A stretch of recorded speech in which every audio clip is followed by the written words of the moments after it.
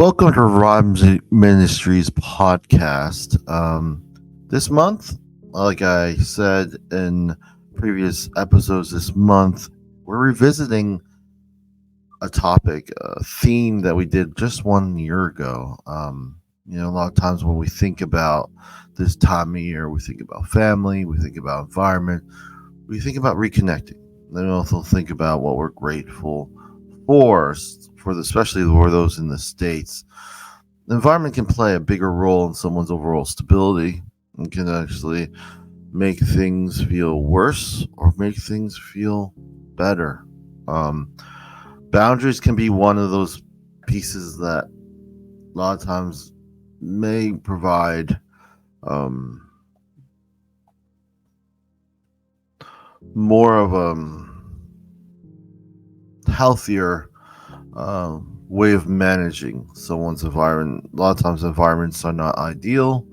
A lot of times we wish we were somewhere else. There's this Cypriot quote. It says, "When your garden's dry, don't pour water into other gardens." We are sometimes, as we grow older, we forget how to receive gifts.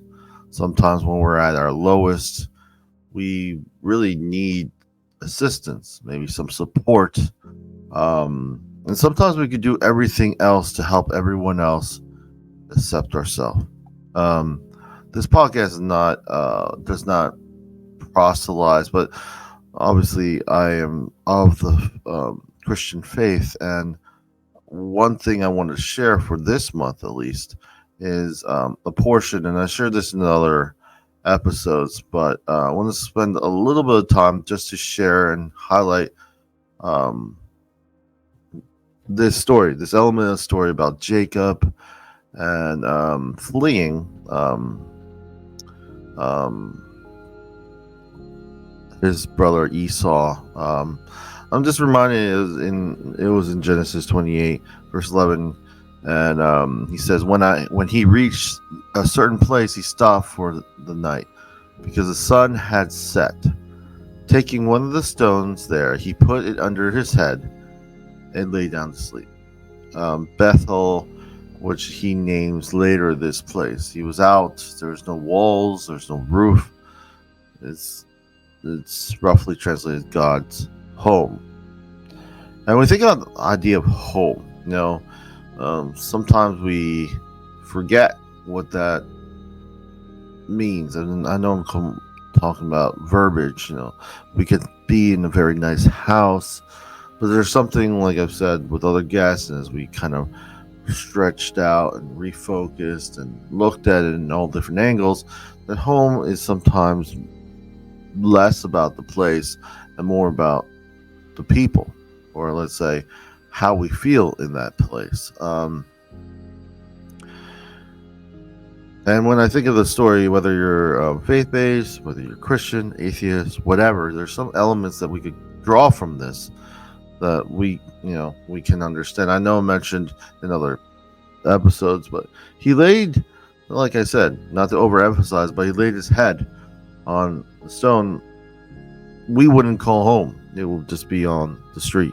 A lot of times during this time of year, it's really, just happened around, obviously in the States, is Veterans Day. And unfortunately, a lot of our veterans are sometimes homeless for whatever given reason.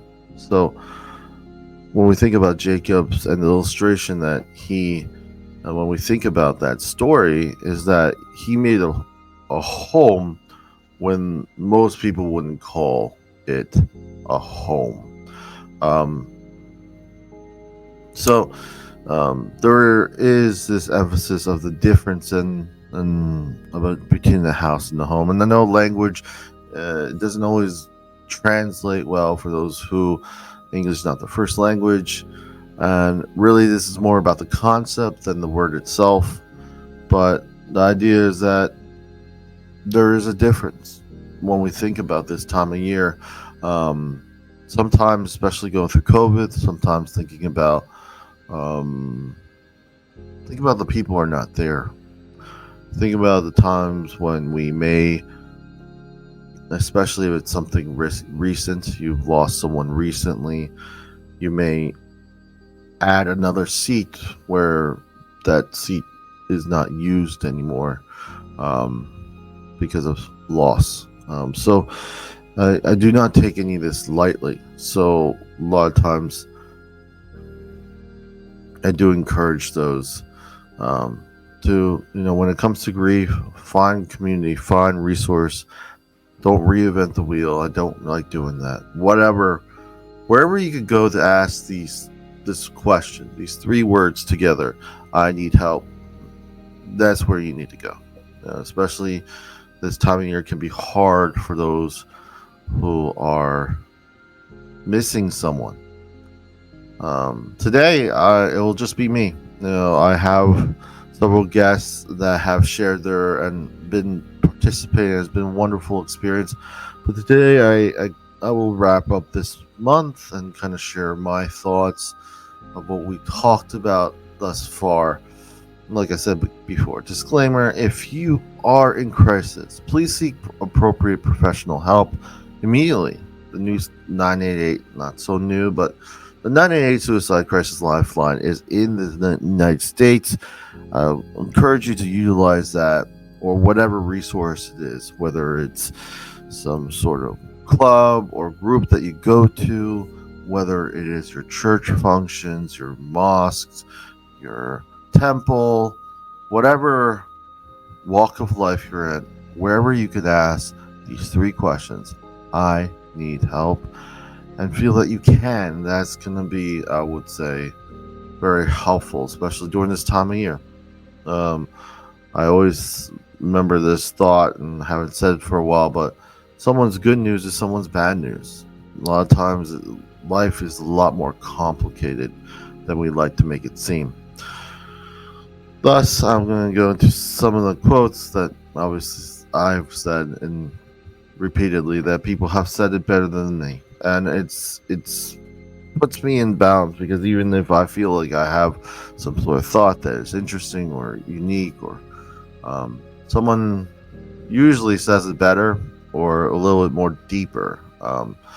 George Moore is one of those people. He says, a man travels the world over in search of what he needs and returns home to find it.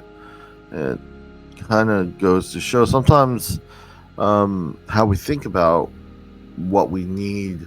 We sometimes may go elsewhere, but sometimes it's I think one of my guests said it recently. It's about the small. Is about, having those small conversations will lead to the bigger ones. James Baldwin says, perhaps home is not a place, but simply a irrevocable condition. A lot of times we're looking at the concept of home. I'm not minimizing the need of the people who are out on the streets, people who do not have a brick and walls to call a place of rest that they can sleep in.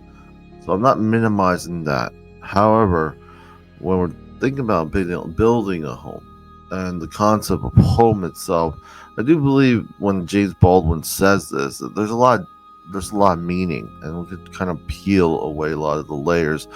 Perhaps home is not a place, but simply an irrevocable condition. Kind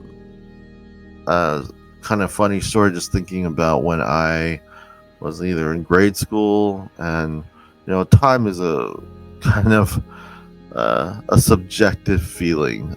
Some of the classes I enjoyed, or some of the experiences when I was a child, went super quick. And the ones that weren't so great went super long.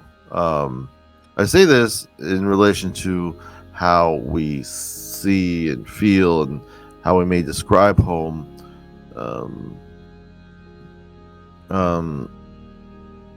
Even though that time is supposed to be, we're all under the same time, we feel it differently, just like how we may feel home. I want to know at least now, around this time, especially in the States, Thanksgiving for those, and people may be coming, sometimes family. It could be a joy or a a lot of anxiety. But during this time, I also remember like our senses, our sight, what we see. But one of the things I noticed, especially um, during this time of year, is the smell of the food, just the sense, and a lot of those smells and those reminders can remind of a simpler time, when I was much younger. And some of those simpler times kind of helped me define what I remember what home was, or is, or can be. Ralph Waldo Emerson says, "A house is made of walls and beams, a home is made of love and dreams." It's, there's something about the idea of how we look and how we feel at home. That expression we say, "I feel at home." And there's a sense of security, there's a sense of something else than an actual place. I asked several of my guests, and I'm going to answer what has been an important factor in building a positive home environment, and what have they seen not help. Well, for me, an important factor is communication. I say this, if I'm not able to even say the 3 words, "I need help," how much of a home is that? If I can't say, I think one of the things that a lot of us struggle with is socializing. Especially nowadays, socializing can feel awkward, and sometimes it's easier not to. So, one of the things that I find interesting, especially in the concept of socializing tied to this, is sometimes either when I'm working in my field or, talking with friends or colleagues, and like when they're going through this family, a lot of times it's out of sight. They're like, I'm just gonna, I remember hearing, I'm just gonna listen to what people are saying and try to find something that will add to the conversation, which is understandable. However, in some cases, I just remember the emphasis was so much on the other in the communication than their own self. So they don't feel that, in some cases, that they don't feel that their stories or their interests or what they like is good enough. Family dynamics are very different. Obviously, there is definitely generational and respect and how cultures and around the world kind of address it. So certain things will not be as accepted. So you factor that in. However, I think communication on whatever level is going to be important in building a positive home environment. If there's no communication, then the person doesn't even know, in this illustration, what is okay, if they're even welcome, if they're even safe. What have they seen not help? What have I not seen help? Is generalization. I think it's good to normalize emotions, especially the extremes. Like, I am an awful person, I am extremely shameful, I'm a complete failure. These are very negative emotions, but sometimes we forget there's a third option. And I made a mistake, but if we look at the span of things, there's this old Chinese proverb, I believe it says, the idea is the best time to plant a tree is 20 years ago, but the second best is right now. So a lot of times I kind of think a lot of times we could get stuck on what we could have done, but a lot of the effort or that examination can make us inert. We don't really move. We kind of tend to walk forward. So I think what has not helped is kindness to oneself, generalization of whatever situation. Your context makes you who you are. So if you're going to build a home, you should know what kind of home that will be. So those are the two major things that I kind of off the top of my head, and also listen to the guests that I've already spoken to, kind of what popped into mind when I think about this. Again, there's this idea of home is not a place, it is a feeling. Winston Churchill says, and this is kind of what I was kind of leaning on, we shape our homes and then our homes shape us. So it's not just a place. It may not just be just throwing,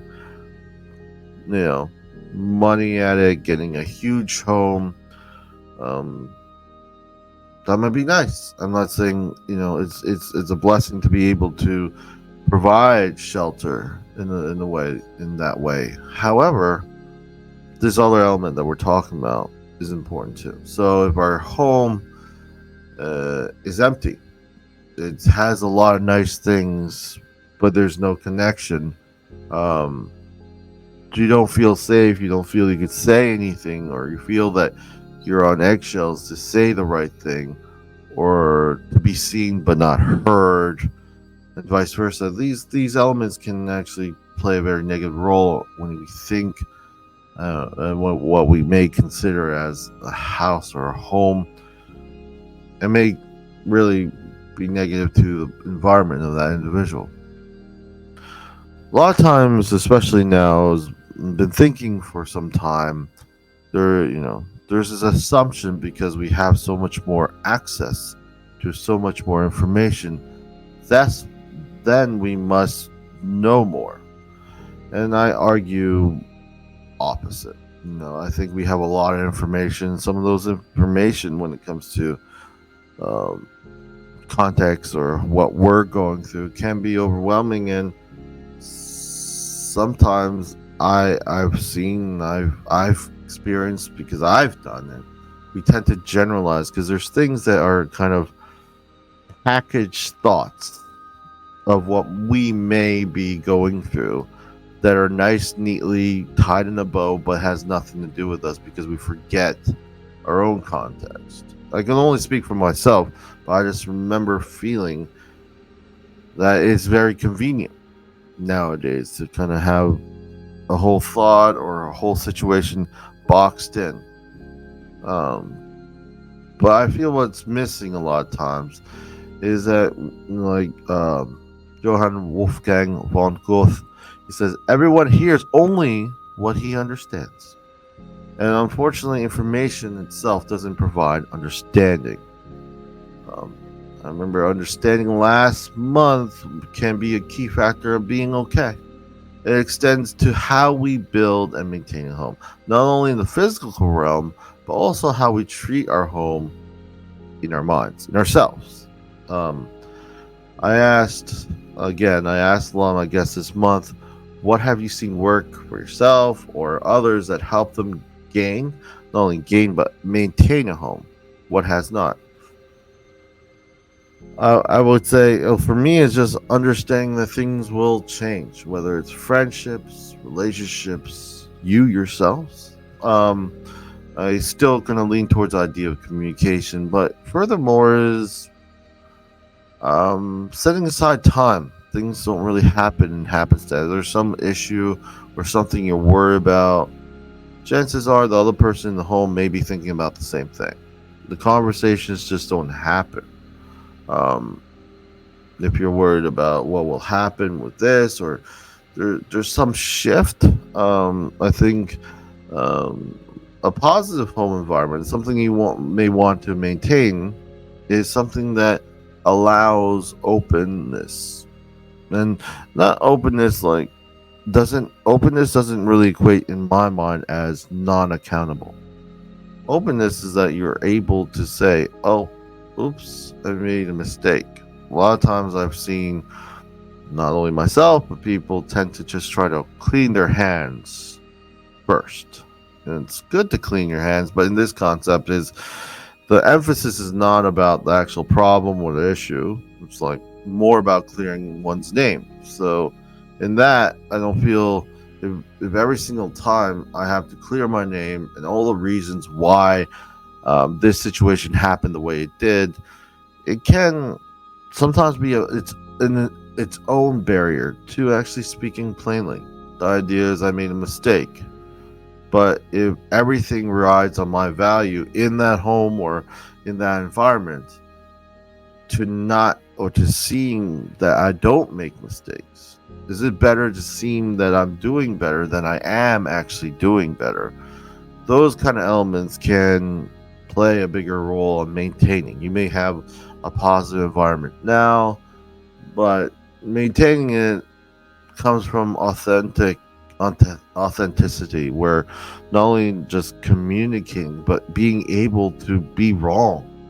Last month we're talking about it's okay to be not, it's okay to fall. So if you're able to fall or fail or all this stuff at home, not discounting accountability, but understanding that, home is an environment to nurture and germinate that kind of growth. Um, and during this time of year, and again, like I said before, it can be very hard. Sometimes there's less people at the table. Jeremy Renner said, building is about getting around the obstacles that are presented to you. Yeah. So a lot of times it's not what I like about this quote is it's not assumed that even though you built a great foundation, that the house still needs maintenance. Just like a regular physical house, you can't just assume that it will always stay standing in the condition it is. And that's where the home element comes in regards to this, is that we ourselves contribute to the home. So we may not be there at the beginning, laying the foundation, but wherever we are in building this illustration of this home, that part we play is important. So ignoring problems, ignoring issues in the home, usually most likely doesn't help build or maintain a home. Um, I asked several of my guests this month what would they want people to be reminded this November regarding building a home. Any final thoughts? Well, what I'd like people to be reminded of this month building a home is kind of like what I mentioned with the Chinese proverb: the best time to build a, the best time to plant a tree is 20 years ago, but the second best is right now. The idea is we kind of are sometimes our worst critics, but it would even, it's not only that we're our worst critics, is that we may have unrealistic expectations of what we should, could, or would do. It's not that we don't want to better ourselves. However, the idea is, at least I want people to remember, of building a home is personalize this. Like what you can control, your context. Why is it important? Um, Trust your gut. At least that, if you feel something's off, ask it. A lot of times in my realm of work, one a lot of the struggles is asking if someone's suicidal, and that can be scary. Can be, oh, I don't want to ask that. I could be wrong, and I would disagree. I would rather be wrong and ask the question just because I was concerned. So sometimes we tend to try to test well in life, which I feel misses the point. Um, we will make several mistakes. It's how we respond to them that really steers where we will or want to go.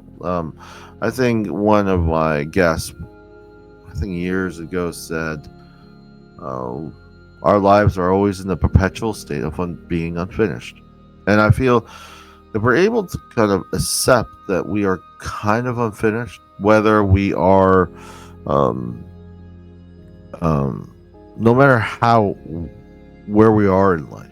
So I guess the biggest I guess the best illustration, some um, you know, right now in America um, we have the National Football League. We have football. A lot of people watch that, or some other sport. It doesn't matter what sport you're really into, but it still will work in this illustration. The idea is if you're a professional, let's say soccer player, if if it's only about making it to whatever, winning the um, win the World Cup, or winning um, whatever, the the Premier League, whatever league you're in. If it's a Euro Cup, whatever it is, if that's all that drives it, and it's important to have a goal. I'm not saying that, but I would argue that an athlete, their day starts every day as they train. So if they're not willing to embrace, in the military would say, the suck, the actual day to day, the practices, the learning how to work as a team, whether it's soccer or NFL or like football or basketball, if you're not embracing the grind, if you're not embracing that, the in betweens when you plan events, those are take up majority of the time, um, and I feel that can also overwhelm us if we're only thinking of this this goal way out. And it's not to say the person may not be able to achieve it, but like but the argument in this regard, when I'm thinking about what I would like people to remember, um, kind of goes with a guest I had this month. And it was about communication with their family members. Start with the small conversations, then the bigger ones will happen. So, in essence, if a soccer player didn't like, or a football player did not like actual playing the sport, no matter how good they are, if their only intention was to achieve some sort of accolade, I I, I, I believe that that home environment will be as positive. But it won't, and also that the outlook um, can actually at least feel very heavy. I can imagine if I were to look at myself in before when I was in elementary school, and then I was only focused on some lofty goal to be whatever in my 20s and 30s, and that's all I lived for. Um, there's not a lot of presence in the moment. There's not a lot of reflection and adjusting and adapting to obstacles daily. And sometimes I feel that can be its own barrier. I mean, it's good to have goals. It's good to be accountable. It's good to strive, but also be present. I think when I think about building a home, it's about living in it. So there's no good if thinking of some home so far away. You may not like where you're at today, or would like to be somewhere better. But like the proverb said, you know, you wanted to build that, you wanted to plant that tree 20 years ago, but the second best time is today. Now, why am I mentioning all this? Because I want to remind people that building a home takes time. And I encourage to learn to embrace the good, the bad, the ugly, in the sense that there is going to be times where you will make mistakes. I will make mistakes. But that in itself is part of the process. Um, if you're going to spend all your effort and time to test well in life, so you can test well, to grade well, to get that home, it doesn't allow any amount of mistake. And a lot of times I look at the idea of mistake as what have I learned from this experience. Mistakes can be one of the biggest steps forward in someone's outlook forward. It's unrealistic to think that we will not make mistakes. But at a very basic level, if none of this makes sense, or maybe two, is no matter where you go, no matter where that place, that house that you get, you yourself you're gonna live with you. So whatever time, whatever home means for you, whatever you feel safe, it starts from you thinking about what is important in a sense of building and maintaining a positive environment at home. So that takes time of being present, seeing what's around you, assessing what went well, what didn't went well, and what would you like to see better. It's adjusting. You yourself may change. People around you may change. And like I said, not to minimize, sometimes those table may have less people at the table. With all that said, be kinder to yourself. Be kinder to your family. Doesn't mean that you have to agree with each other. This time of year can be very stressful. A lot of hurt hearts, a lot of arguments, a lot of families split for whatever argument. I'm not going to say there's a one thing to fix all, but the one person that you will be living with is yourself. So if I want to remind anyone, home starts from you. And take the time. Be kind to yourself. And in whatever time it takes, it'll take the time it needs. Just like when we were in elementary, those times when we were super excited for whatever, whether it's school or home, those times went fast. The times that didn't go fast were the ones we didn't like. But sometimes the things that we don't like can give us a lot of insight of what we would like.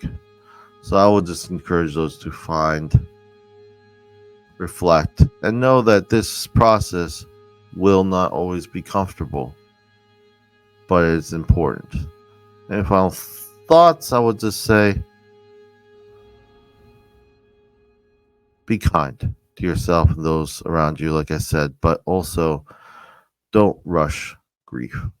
And if someone is no longer with you, especially while families gathered, recognize it. If you need more care, if it's impacting your daily life, you're having other situations that you never had before, I encourage you to find professional help.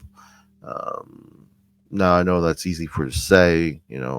Certain cultures may see it's not is not well accepted. Then I'll just say, find someone you could talk to. Find someone in your community. Start from somewhere. Start small so you can have the bigger conversations. And I just want to say thank you for all those who came on the podcast. We're almost getting close to 2024. It's exciting. Like I said before, I'm excited to do this. It's not about it's having a conversation, continuing the conversation. Not like one guest or what I say is absolutely right. It's going to be subjective to the person listening, but I encourage and I appreciate each one of you who are listening, each one of the people who have been guests, are going to be guests. I appreciate each one of you. I just remind people that to stay updated with Revive Ministries through the various platforms, reviveministryfl.com is our website. This is goodbye from Revive Ministries, leaving you with this last quote. It's from Dr. Martin Luther King Jr. It says, I decided to stick with love. Hate is too great of a burden to bear.